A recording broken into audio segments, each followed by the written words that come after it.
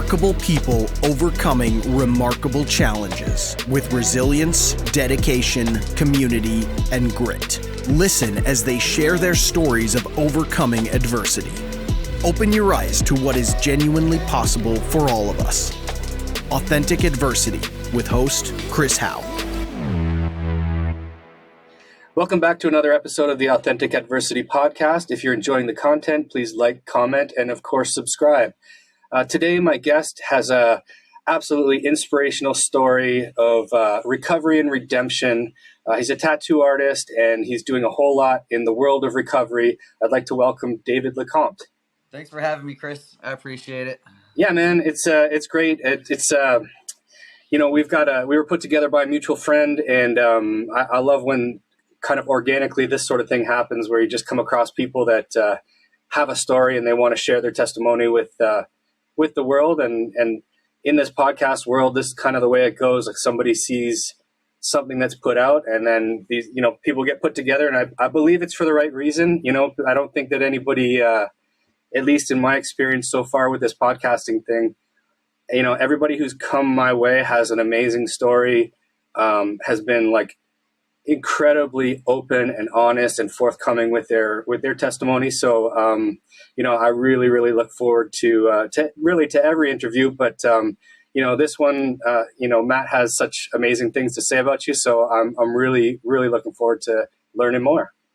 Yeah, I appreciate it. Yeah, me and Matt go way back. We're from the same prison gang. Yeah. We're from the same neighborhood. We got sober around the same time, so we're in the same recovery circles. And he's an inspiration too. You know what I mean? Because I know exactly where he came from, because I came from those same places. Right. But I am like what's considered a transplant from my neighborhood, because I was born in Long Beach. I was born in Long Beach in like the early 80s. So I'm just going to kind of do what we do in recovery. You know what I mean? Talk about what it was like, what happened, and what it's like now. Perfect. I always like to spend more time on what it's like now, because we all have our war stories, right? We all been through that stuff. I'd rather share more on my experience, strength, and hope, and pass that along, rather than, I went through this and that. Yeah, we all did. 100%. One of my first sponsors said to me, spend more time in the message than you do in the mess when you share. Yeah, right? 100%. Yeah. 100%. Yeah. Yeah, I hate when people try to romanticize things of the past. I remember, so when I first got sober, I remember I was like, I can't wait to get up there and share all these people talking about their nickel and dime bag stories. I was moving weight and all this. Yeah. Like, I wanted to get up there and brag about the past. Right. And I didn't realize till I got a little bit more recovery in me that that's not what it was about. Right. But yeah, going back to what I was saying, I was born in Long Beach in the early mid 80s. Okay. Long Beach was crazy in the mid 80s. There was like, we had a window on the front of our house we stopped replacing because it kept getting shot out. Really? Part of that is I grew up in a red and white house, Hell's Angels house. Yeah. So it was, they all called my grandma mom. They were always there when me and my cousins would come home. Mm-hmm. I was a product of a single parent household, but there was always people at the house. It was almost like a clubhouse. Oh, really? Okay. So I grew up seeing that, and back then it was cool to have parties and like, give the kids a shot. Yeah. Give them a Jello shot. They'll like it. And then so me and my cousins, we'd do a Jello shot, but we would know that once the parents started getting loopy and drunk, then we could go around and just start stealing shots. Yeah. And that was at like 5 or 6. Wow. And then around that same time, my uncle gave me and my cousin like our first joint. Mm-hmm. We went behind the garage and smoked it. And I wasn't really into drugs per se, but I was into what my uncle was doing and what my older cousins were doing. Okay. And they were into like gangs and not good role models for a little kid. And when you're super impressionable, it just took me the wrong way from a very beginning. Yeah. Yeah. But fast forward a little bit, started doing harder drugs by the time I was 10. And then by 16, my mom was like, I can't handle you anymore. I'm going to send you to Iowa with, Oh, wow. with my aunt, because they're going to straighten you out. So I went there with my aunt, and then I was smoking meth with my aunt who was supposed to straighten me out Okay. at 16. You know what I mean? Mm-hmm. So by the time I got back to California, I was in the drug scene, but Yeah. it wasn't because I was. Some people's part of their story is they're trying to numb stuff, they're trying to run away from stuff. Yeah. I just progressed naturally into harder drugs because I was like, I like this drug, let's see what this one does. Right. I like that one, let's see what this one does. And before you knew it, I had a full blown habit. And like I said, I was just doing it because it was fun at the time. Mm-hmm. And then I had my right now I have a 16-year-old son and an 8-year-old daughter. But my son's mom, we had a son before him that passed away when he was 6 months old. Oh, I'm sorry, man. And so parents aren't supposed to bury their kids. You know what I mean? No. And that was one of the hardest things I think I'll ever go through. Mm-hmm. And that anybody ever could go through. Yeah. And that was a defining moment in my life where it wasn't about having fun anymore. Right. Then it became about numbing the pain. I didn't want to live anymore. I was going on missions with that's when I started getting involved more in gangs and selling and all the things that come with that. In and out of jail. I was actually thinking about it this morning because I just recently turned 40. Okay. And the last time I got arrested, they give you this big packet of your record, and I was adding up all the time I had done incarcerated, and it added up to 10 years, and I'm 40, so I was like, man, that's a quarter of my life I spent incarcerated. Yeah, it is. So basically my son passed away, and I went off the rails. Mm-hmm.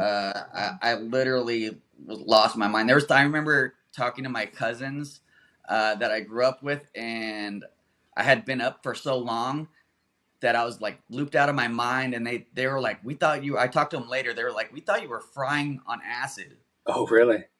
And it was just because I had been up, so I'd stay up for a week and then go to sleep for one night and then stay up for another week. Yeah. And that sleep deprivation, I'm very lucky to have been able to recover from that, because I know people that don't. They're just mentally not there anymore. Oh, yeah, for sure.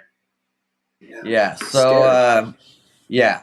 And then fast forward a little bit longer. I went and did my first prison term about a year after my son passed away, because I was going out and doing the most. Right.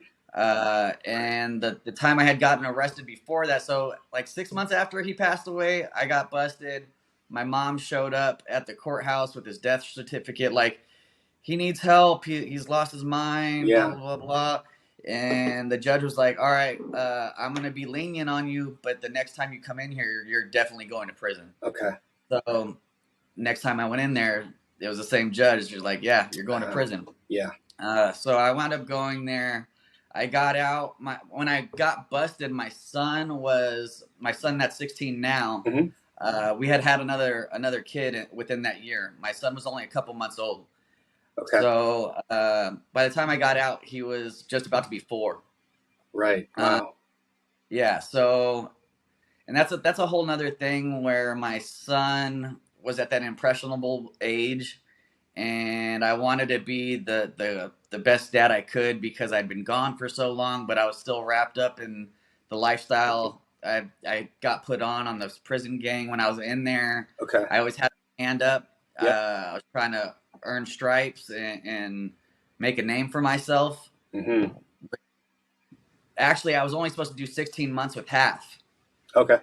For my first prison term, but I kept raising my hand and getting caught up in these things and getting more time and more time. Yeah. Yeah. And 8 months turned into almost 4 years. Wow. So I got out. Me and his mom didn't work out. But like I said, I was trying to be the best dad I could to him, but he was, which comes back later to play a big part in my recovery. Yeah. I met me and his mom broke up. I met my daughter's mom, and she, God bless her, she had just started doing meth, but she was really good at smoking weed. Actually, she was my weed connect when I first got out of prison. Oh, really? Yeah. But she didn't know anything about like tweakers and their world. And yeah. I had all these connects, and I had all the clientele. I was like, "You want to learn how to sell drugs? I'll show you the road." Yeah. So me and her went on this Bonnie and Clyde stretch, Mm-hmm. and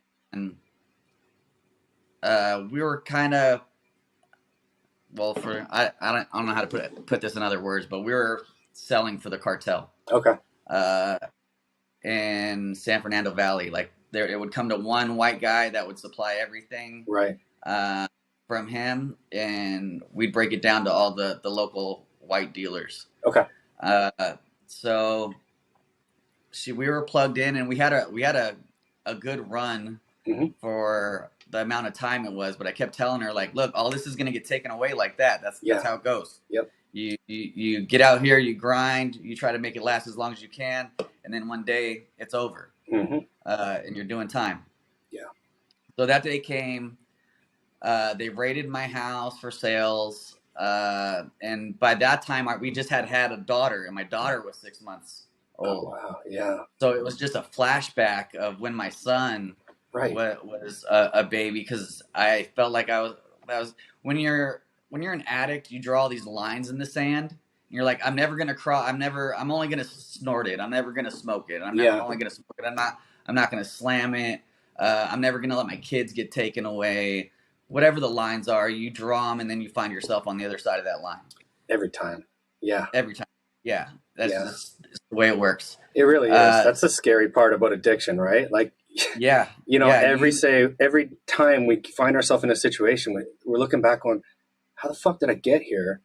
This is not me. But you're there, and you've done it. You've gone through those. You've crossed those imaginary lines, or those lines in the sand, as you talked about, and you set another one, and you keep crossing until you find recovery. You're put away for a long time, or you're dead, right? Yeah, institutions and death. Yeah, that's what they say. And I got to a point where I was comfortable being that person. Right. I didn't care about. I had never tried to get sober really on my own. Like, there was times where I was like, this isn't good for my son. I'm gonna try to quit, and I'd flush a bag, and then the next morning I was like, well, that was dumb. Right. Now I just gotta get more again. Yeah. But yeah, they raided my house, and we both got busted we were co-defendants, me and my daughter's mom. Okay. But I told her in the cop car that either she's done with this, or we're not going to work as a couple, because I've been running and gunning for 20 years. Yeah. And I'm tired of being sick and tired, as they say. Mm-hmm. And I really got that gift of desperation. I was so desperate to make a change. Doing things on my own self-will had only got me in the same vicious circle. As it does, And I was so comfortable in that circle until they saw my daughter get taken away. And then when I finally hit LA County, I had to call my son, who was 9 at the time, and they were talking about a 5-year bid. Okay. And that was the low term for me. I have a gang injunction, so there was weapons at the house. So if they wanted to, they could have hit me with that 10-year gang injunction, and it would have been 10 plus what the other 5. Right. But I'm talking to my son on the phone, and I'm like, look, I messed up. I might go to prison for 5 years, and I'm getting emotional even thinking about it. He told me, it's okay, Dad. I love you, and I'll always love you. Mm. And when I was at my lowest, he told me that, and honestly, I just went to my bunk and threw a blanket over my head and cried. Yeah. And it was at that time, somebody put a Bible in my hands and a book called Purpose Driven Life. I don't know if you ever heard of it, I but haven't. No. it's a really good book. It's about how when you don't know the purpose for your life, you're just spinning your wheels. You have no real drive to succeed. But once you know your purpose, it's a whole nother ball game. Right. So now I know my purpose is to talk to other addicts and alcoholics and show them where the freedom is that I found. Yeah. So I pretty much had done a third step. And for anybody that's listening that doesn't know what a third step is, it's turning your will over to the care of God. It's a surrender step. I was pretty much doing a third step before I knew what a third step was. Right. And I prayed for the first time since my son had passed, because I kind of grew up in the church, but it was a biker house. You know what I mean? Yeah. Nobody was like, yeah, we're Christians, but we don't do any of the stuff. Non-practicing. Yeah. Yeah. Yeah. We have a cross on the wall at home, and that's about it. Yeah. So I went from believing in God to being mad at God to there can't be a God. Okay. Within that first year of after him passing. So I prayed for the first time in like 10 years and told him, I've wrecked my life, but if you can take it and do anything with it, it's yours. Right. And that's one of the awesome things about God is his exchange rate. Yeah. If you rent a car and wreck it and you're like, all right, or lease it, you turn it back in like, give me a new one. Yeah. And you're like, nah, man, that's not how this works. But I went to the judge, and I'd been in that same room countless times before, that little room right before they take you into the courtroom. Yeah. And it was always the same prayer of, get me out of this and I'll be good. Yeah. But this was the first time I was like, let your will be done. If your will's for me to go to prison for 5 years, I'm still going to pursue you. I'm still going to try to better myself. Right. I'm truly done with all this that I've accomplished, because it amounted to nothing. Yes. I used to try to ride on, I have a good name in the streets. The homeboys respect me. You know what I mean? But it didn't mean anything for serious things in life. Right. I look at my homeboys now that are my age that I grew up with, and they're still gangster. Yeah. And I'm like, it's sad. It's yeah. sad to me. For sure. So I went to the courtroom, and that was when I saw the first blessing. And the judge was told me at first, you're looking at the 5 years. And then I was like, cool, I can catch the early bus back to county and come back in a month. And they called me back into the courtroom, which they never do. Once they see you, they don't call you back in. Mm-hmm. So they called me back in. They're like, oh, well, you've never had a drug program, so we're going to give you a live-in facility for a year. Really? And I was like, yeah. And I was like, what?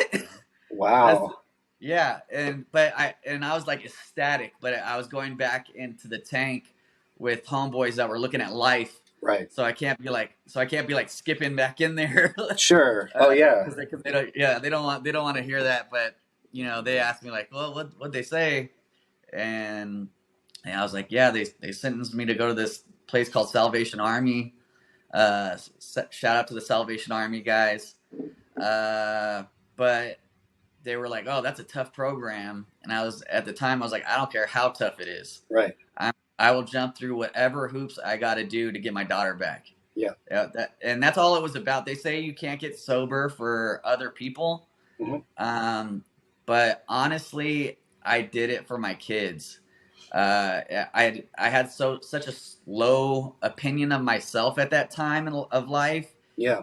And didn't really care anything about me, but I wanted the best for my kids because they deserve it. They didn't do anything wrong other than have a junkie dad. But ultimately that is for you, right? Because the kids are the motivator, but you're changing yourself. So that is, I mean, you know what I mean? Like it's for everybody. And I think that's true for a lot of people. And we might not realize it at the time, but like, changing our own lives and becoming a healthy, productive member of society who can hold his head high and live by a set of morals and values, the ripple effect of that is massive. And, it may start from something like I did it for myself or I did it for my kids, but ultimately everybody is benefiting in this change, 100%. right? This is it's an all-encompassing thing, which is the beauty of recovery, This episode of the Authentic Adversity podcast is brought to you and sponsored by Another Road Drug and Alcohol Treatment Center. Another Road offers a client-centered recovery program tailored to every individual's circumstances. Their focus is to create a supportive, healing environment rather than a rigid, rule-based institution. Their dedicated commitment upholds the individual values respecting each person's desire for recovery. Another Road understands that every individual requires a unique and focused approach to their recovery. Certain modalities of treatment are introduced along with the tools necessary for each client. Located in a rural setting, their addiction treatment center for all genders provides the perfect setting for a transformative recovery experience and sense of belonging. The private residential treatment facility offers an unparalleled program with counselors that have in-depth knowledge based on varying years of experience in addiction. Another Road utilizes unique, individual-focused plans for recovery that address the complexities of drug addiction, alcoholism, and prescription medication misuse. They have a 65% success rate when clients follow their program. I know many people who have completed this program, and they have absolutely rave reviews. To learn more, visit anotherroad.ca. One of the greatest joys in my life now is seeing my sponsees get it and then go out and make new sponsees. So it's that ripple effect, you know what I mean? Where it's like, man, they got it. You can take them to the water, but you can't make them drink. And when it's like a 2% recovery rate, when you actually see somebody that you helped, it's not, I give all credit to God for everything, like all the stuff in my life, everything that happens in their life, but knowing that I was able to plant some seeds and let the program and their faith water and nurture those seeds, and then they find the freedom that I found. Like that's one of the greatest joys in my life is seeing them go out and succeed and have living life to the fullest.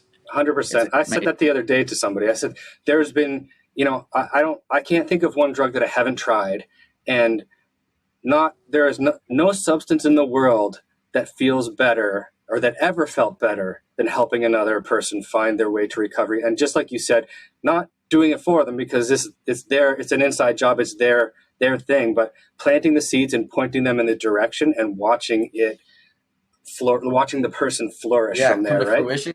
There is no high that even comes close to that, in my opinion. Dude, it fills my heart like to the brim, just like overflowing. Yeah, it's amazing. Last Sunday, I had the privilege of.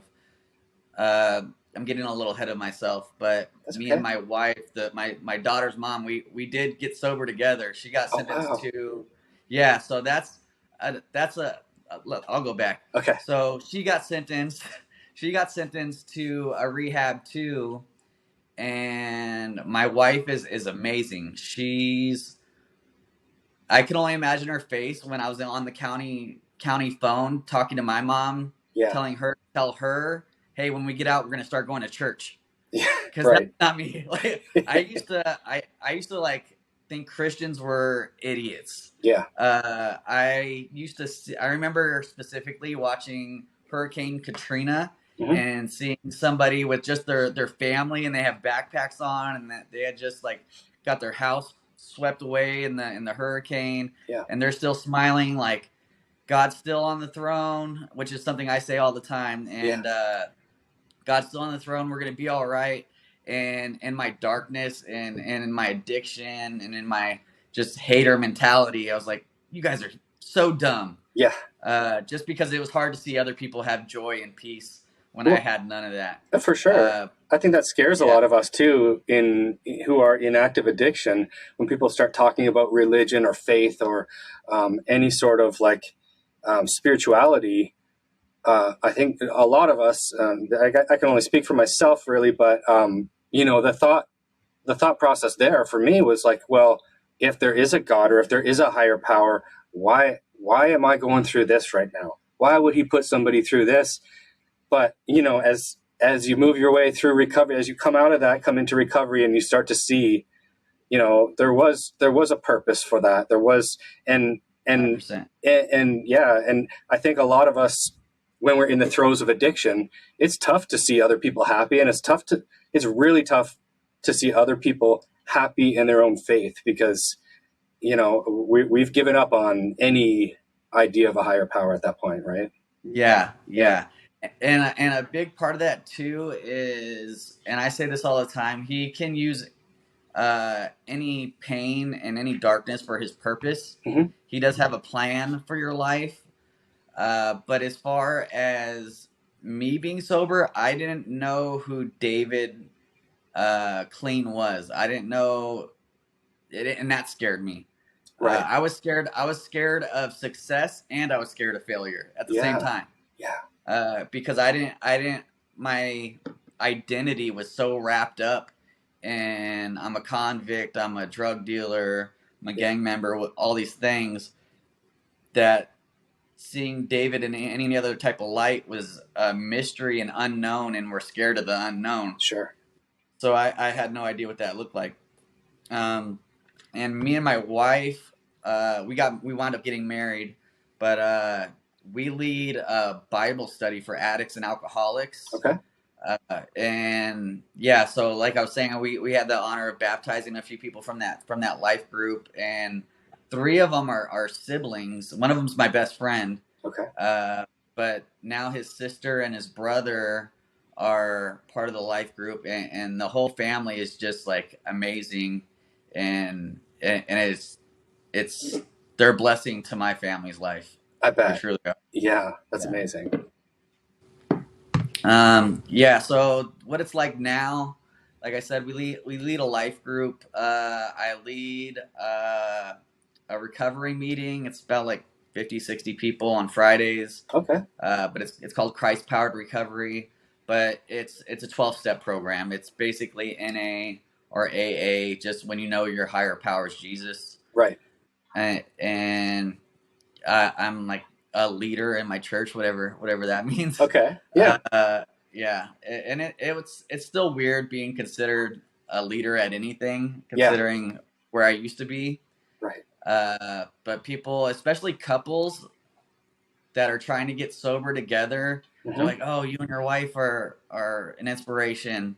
Yeah. And I didn't really get that at first, when it was like a year or two, until I started seeing like other couples, like one always falls off, or and then they both fall off, or is your wife a normie?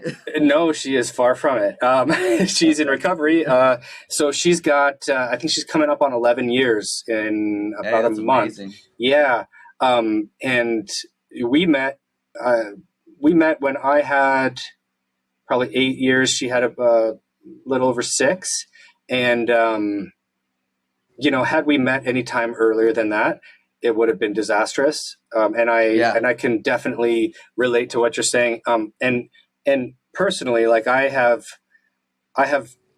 for me, I spent 10 years jumping in and out of, trying to get sober, trying to get clean, trying to join this recovery group, and then falling off. I probably collected, 50, 24-hour chips over a 10-year span. And every time, I shouldn't say, more times than not, it was because I met somebody in the rooms. Yeah. And then one of us took the other person back out.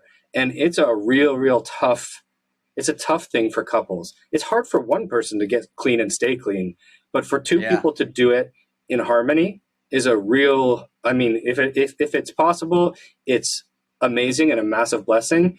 But yeah, more times than not, it doesn't work out that way. And, my wife and I met, so I had gone the 12-step route, and the reason she got clean, she was living on the streets on the West Coast. I'm in Canada, so on the West Coast of Canada in Vancouver. She hitchhiked across back, like I'm near Toronto, so she hitchhiked all the way back to near Toronto and got clean, off of opiates, hitchhiking across the country basically. And she met her ex-husband, got pregnant, and just never went back to it. Never went to a meeting. Like when I met her, she had never been to a meeting. She had never been to a therapist. She had never been to a group, but she was 6.5 years clean. And so really two very different stories.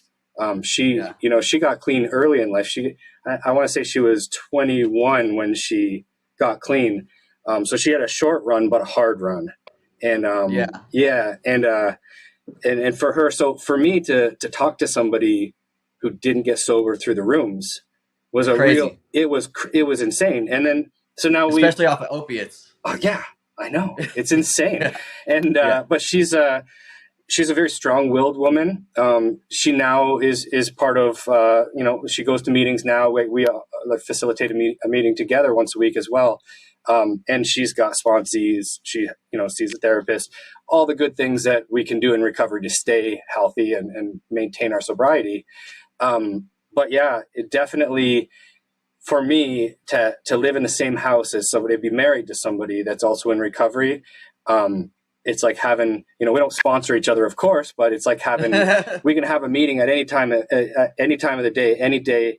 If I wake up at 3 a.m. and I'm going through it, I can wake her up, and that's one addict talking to another. So, it's a real blessing, but two completely different stories, but interesting the way we've converged.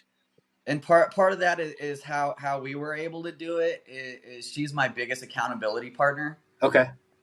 Whenever I'm feeling some type of way, or she's feeling some type of way, if she's going through something, I know, well, what's the counteraction, or what would the program say? My first thought is always to what's the Bible say. Okay. But for me, the Bible and the big book go hand in hand. Mm-hmm. They're answers to anything in life. Like the big book talks about things that used to baffle us, we'll intuitively know how to handle them. Yeah.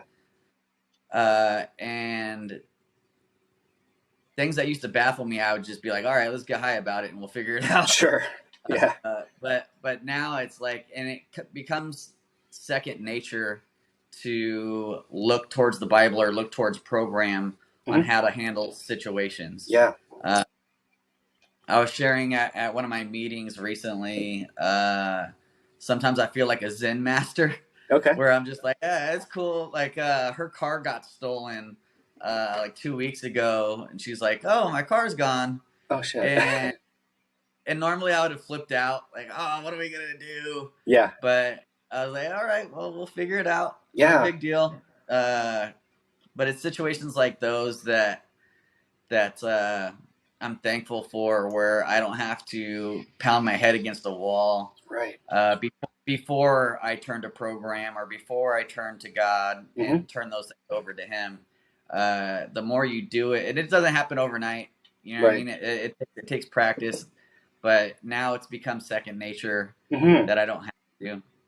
It's really nice, and it's kind of a refuge that we can carry anywhere at any time with us. We live with that now, and to not have the first instinct to be, go get drunk, go get high, rather than, you know what I mean? Now we can actually take a step back. And what I really appreciate about, looking to another alcoholic or another addict or program stuff, any of this stuff, I appreciate the perspective that I have on life now. It's not about this, it's about the moment, but it's not, I'm not the victim all the time. It's not poor me. It's just like how bad is this?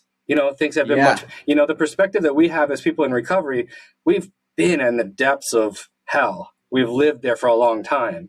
So now something bad happens in recovery. It's like, how bad is that really? You know what I mean? Like this is not something it's not insurmountable. And this is something we can actually get through. So back when I was in my addiction, and this goes for all addicts and alcoholics, we see life through filter. Yeah. I mean, we see, and those filters are so askew from reality. Yeah. That our perspective's so warped that when you start to, for me, it was a big part of when I was doing my 4-step, when I was taking inventory of myself, and looking at my own part in things. Yeah. I was like, oh, well, maybe I'm the problem, and starting to recognize my character defects. Yeah. That's a big help for me to be able to navigate my life now. And those character defects are always going to be there. I keep them at bay now, and being able to know what they are and recognize them definitely helps. But I'm at a point in life now where I've already cleaned out the main wreckage in my house. Yeah. And now it's more about sweeping up the little corners and maintenance. Yeah. You know what I mean? Making sure there's no cobwebs. Right. And when I see one pop up, being able to recognize that, like, hey, where's this coming from? Let's take care of that. Yeah, that's an amazing part, of the recovery process, to actually, that when that kind of light bulb goes off and you put pen to paper and you can see the selfish, self-centered, dishonest, parts of our life, and the way that all those things have run our life up to this point, or up to that point. And when you see it put on paper, there's something about that where you're like, for me at least, it really set something off where, okay, it is me. And it is, I am the problem. And I was never able to say that before. And when you can actually, you spoke about it, naming those defects and recognizing them, like, when I start thinking selfishly, to be able to step back and go, oh, there's my selfishness again, and rather than, snowball effect, it's like, oh, there it is again. Like, and I know what I need to do. I know the counteraction here. And, I'm grateful. I'm grateful for it sometimes, because it reminds me that, it reminds me where I came from. It reminds me that I'm still human, and that, that I will always live with these defects. But the naming and recognition of those defects have changed the trajectory of my life, in ways that I never thought imaginable. Yeah, 100%. That's what. So fellowship is super important to me. Yeah. And service. Those two things keep me going. So you're kind of speaking of service too. And being of service when you're in that selfishness. Yeah. But when you make it about other people all the time, it's weird how giving back to somebody else makes you feel better. Isn't it? Yeah. Yeah. So I'm like always trying to pour into other people, and that refills my cup. Sure. Yeah.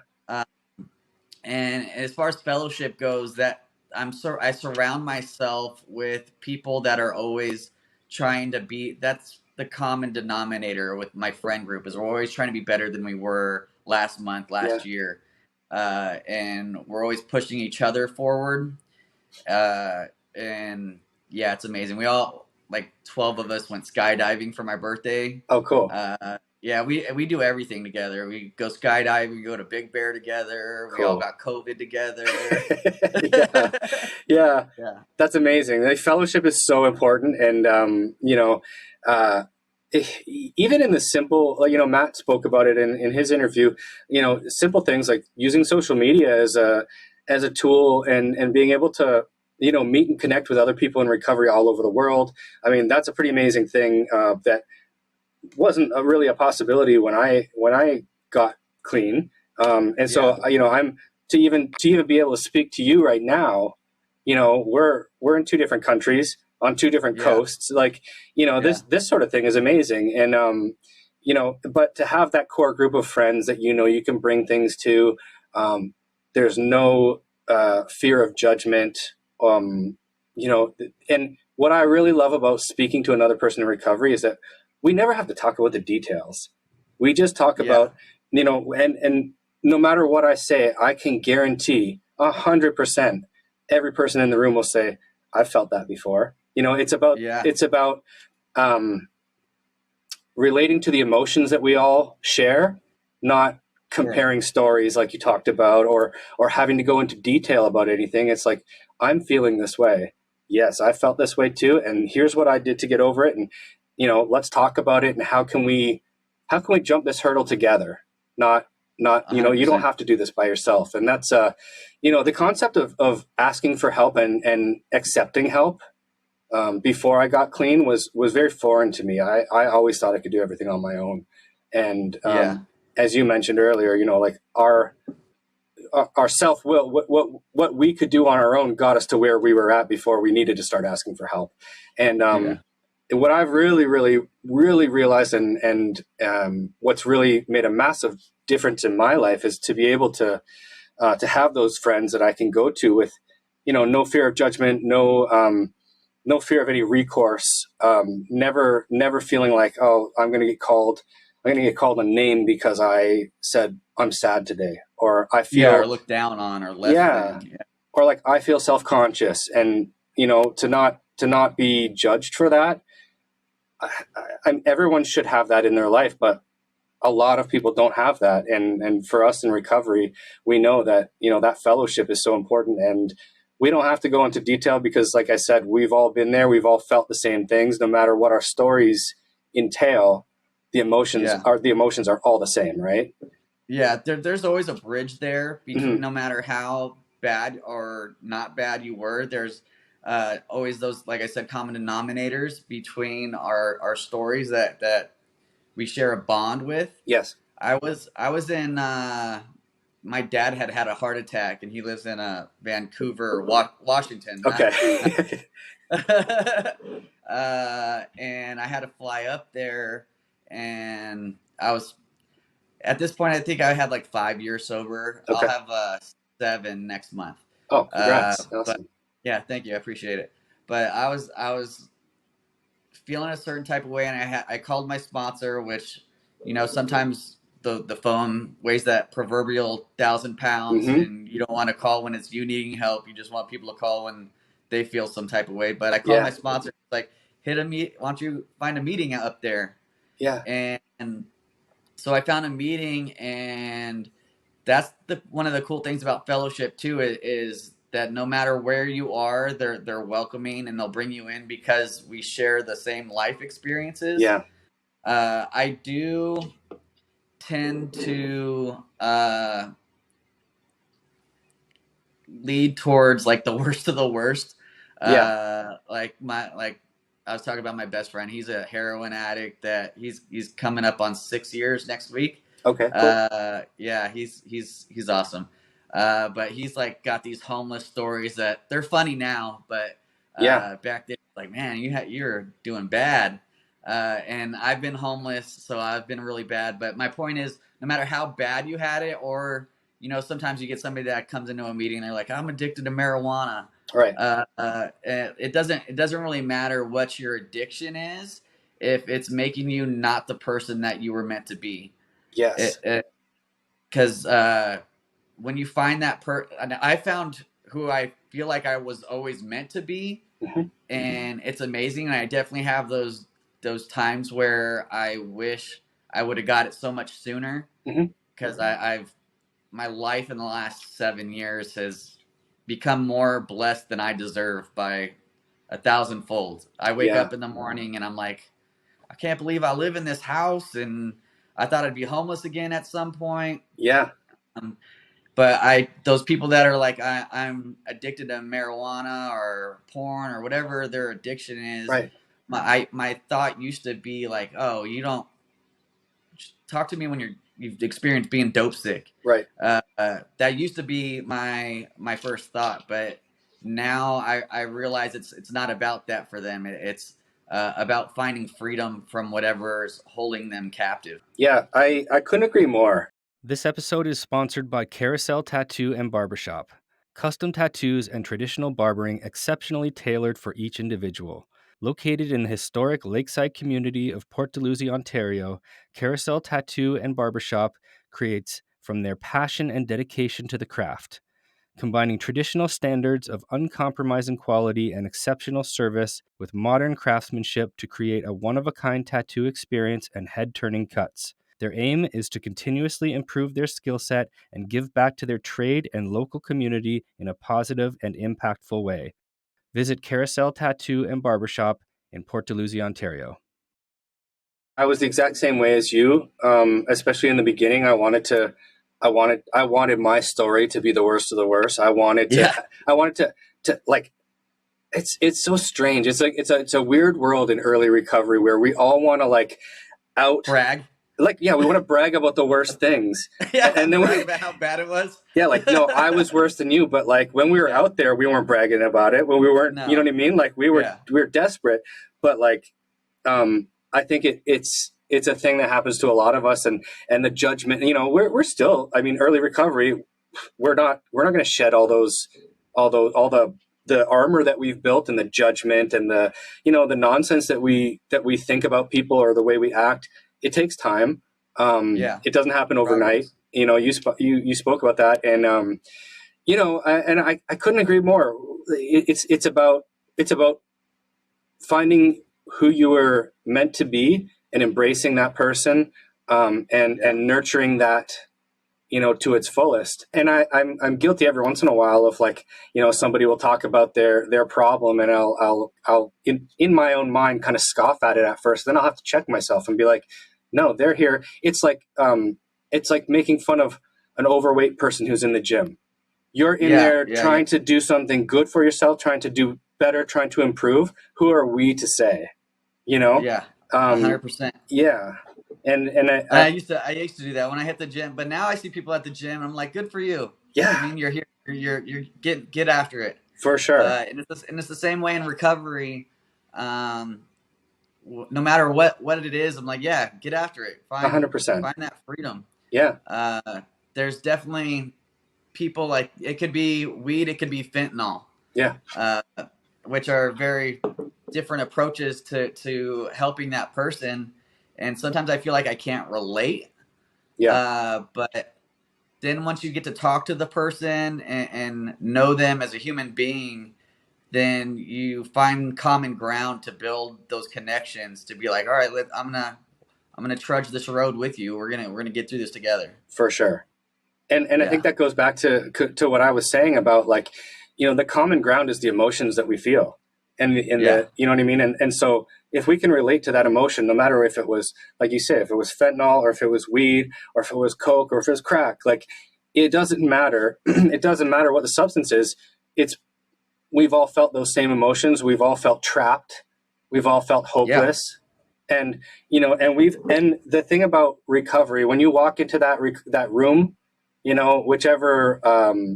whichever modality of recovery you find, when you walk into that group or that room, the price of admission that we've all paid makes us all worth it. You know what I mean? We've gone through hell, no matter what that looked like for the individual. We've gone through hell.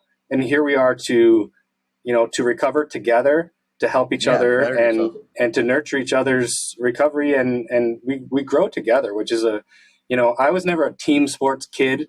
I was like, I wanted to play my guitar and ride my skateboard when I was a kid and do everything by myself. I couldn't play on a team. And when I found recovery, I found it like that. I was scared of this team aspect, and like have a home group, have a,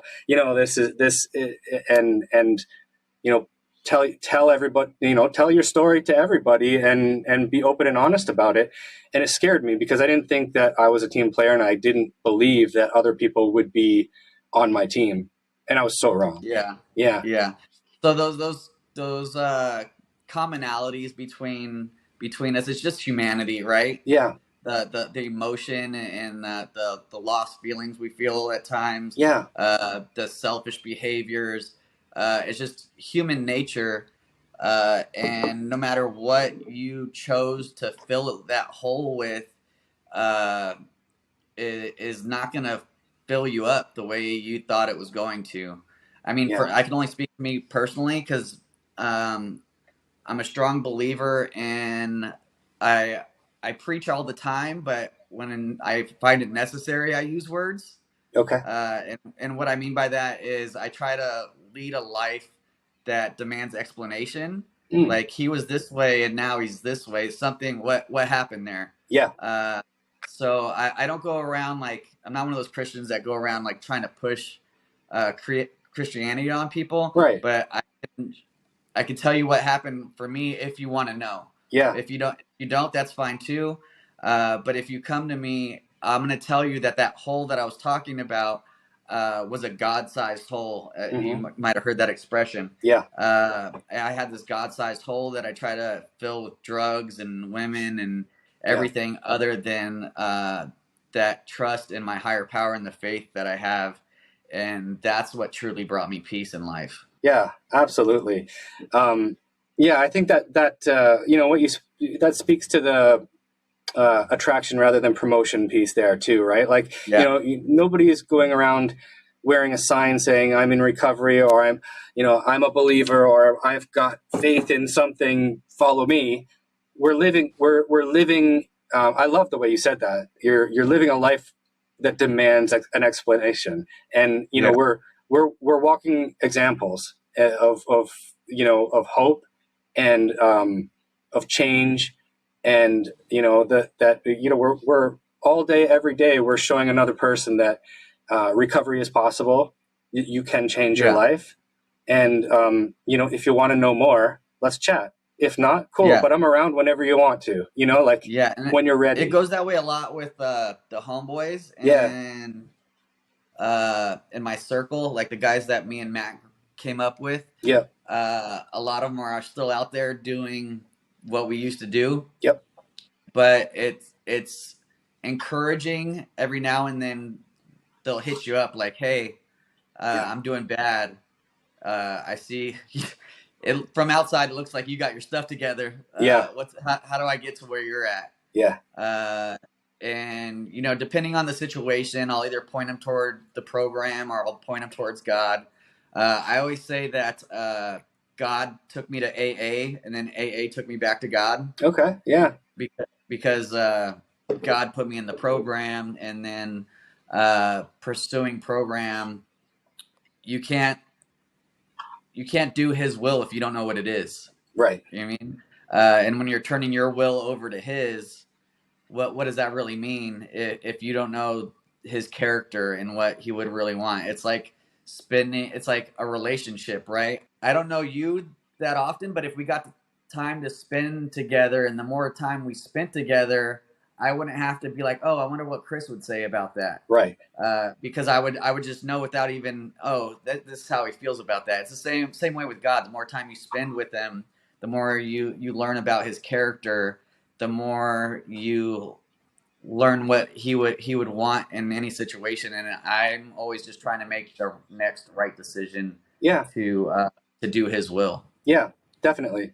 And I think that the 12-step programs, they definitely, for anybody that's putting the work in 12-step rooms, it almost demands investigation. Right. In a higher power. Like, so whatever that may look like for the individual, if you're, as you said, if you're putting your faith in a higher power of your understanding, that there is that clause there, that of your understanding, you have to understand it. You have to understand. Yeah. You have to understand something. Yeah. Sure. Right. So that basically demands investigation. And, if I'm saying I'm putting my life in the hands of a higher power, I definitely want to know what that looks like for me. I want to understand I have to understand, and that's why Christianity works for me, because in the beginning of my recovery, it seemed like it was just behavior modification. Yeah. Don't do this, do this. Right. Do this, don't do that.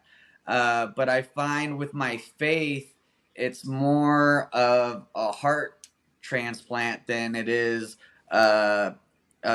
behavior modification. Okay. It's changing what I want. When you take off those filters and that false perspective of selfishness and working through fear and all of these things, you start to see what God would want, and you put your faith in that the first time. Yeah.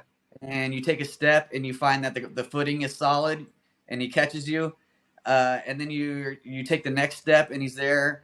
All these steps of faith, and then it becomes second nature to just take that step that next step, because you can look back and see, oh, well, he was there for me all these times. Right. And so that's the way it works for me. Yeah, man, that's awesome. That's beautiful. And that's, that's, you're actually, it's a tried and tested, modality for you or faith for you, because, it hasn't failed you.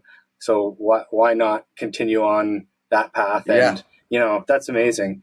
I wanted to ask you this, just out of curiosity. So you're a tattoo artist, and were you tattooing in active addiction as well? I started in prison. Okay. Yeah. I started tattooing in prison. I got out, and I was a scratcher. Yeah. You know what I mean? It's frowned upon in the industry, Yeah. but it is what it is. I was a scratcher at the pad. And then, basically somebody's like, I could get you an apprenticeship. Mm-hmm. And I was like, all right, let's do that.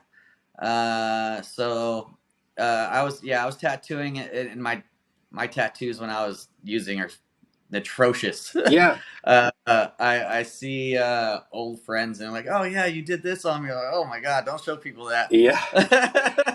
Well, the reason I ask is because, as you know, my wife's a tattoo artist, and she talks about, very, very similar. Like she was that way. She was a scratcher, like, as a teenager, just like doing her thing, practicing on herself or whatever. But then when she got clean, she really found her passion for it, and and she really nurtured her talent, and, followed, took the right steps to learn how to improve and continue to improve. And I think, whatever you do for work, I think that, the rules of recovery and that can be applied for, for your work, for your talents, for your hobbies, all that stuff as well. Right. Like, I mean, practicing these principles in all your affairs. Right? Absolutely. That's basically what you're talking about. That definitely goes in with tattoo. I mean, it goes in, like you said, with whatever you're doing. Yeah. But tattooing, especially as far as me personally, because we do a shop split, right? And the shop owner is very trusting. We're all a family, that shop environment. Yeah. Where, like, if I wasn't practicing principles, I could be like, oh, well, I could just tell him I only charge this much and give him this much. Or, I could go, there's a lot of things that I could do if I wasn't practicing the principles of my affair. And that's where it's a double-edged sword too for me, for recovery and my faith. Mm-hmm. It's like, well, what does program say? And it's also what does God say about it? But tattooing has very much been a blessing in my life for somebody like me, from where I came from, to be able to do something that he likes. I've always been artistic ever since I was a little kid. Yeah. And like when I was little, I thought I was going to draw comic books when I grew up. Oh, cool. But I always knew I wanted to do something with my art, because it's something new every day. I get to express myself. Yeah. But not only that, but the money side isn't bad either. Well, these days, yeah. Yeah, for me to make what I make and have the history that I come from. I know a lot of other people that have like the records that I have, and the ex-convict trying to get into a job. Unless you're getting into some kind of trade, there's not a lot of options for guys like me to make money and provide for their family at a level that I'd like to. And at this point, God has blessed me so much in my life that even if I never received another blessing, I'd still wake up grateful. And that keeps me joyful. That attitude of gratitude is huge in my life. It's hard to catch resentments and have any kind of bitterness when you're constantly thankful for everything that you have. Yeah, that's amazing, man. Well, I mean, your story is so inspirational and motivational. Yeah, man. I wanna thank you. This is, I talked about how this is such a great thing that we can be in different countries on different sides, different coasts, and chatting. The real drawback to that is that I'd love to be able to come and spend some time with you. And it's like I meet so many amazing people from all over the world, and it's like, man, I wish I could just go grab a coffee with him today, and this is the way that a lot of my, friendships have really kind of blossomed and connections in recovery through doing these podcasts. And, I'd love to stay in contact with you. I know that my wife and I are planning to come out to the West Coast at some point. We've got definitely people that we want to link up with and spend some time with. She's always trying to do guest spots when we travel. So, we could maybe talk about something like that in the future. We have a spot at our shop set up just for guest artists. Oh, really? So if she ever wants to come, you guys want to spend a week in LA? Yeah, that'd be amazing. Throw it on our social. Hey, I'm going to be in LA. If anybody wants to get some work done, we can definitely set that up. Yeah, you're going to have to come to me though, because Canada won't let me in. You know what? And this is what everybody's, because everybody that I meet from the States is like, yeah, you got to come to me because I can't come. Like, everybody's got some kind of record that, like, and I don't know what it is about that coming. You can cross. We got a place in Mexico, and a lot of people can go back and forth to Mexico and the States, Mexico to Canada, stuff like that. There's so many places that you can travel to with records, but Canada to the States, it just doesn't work.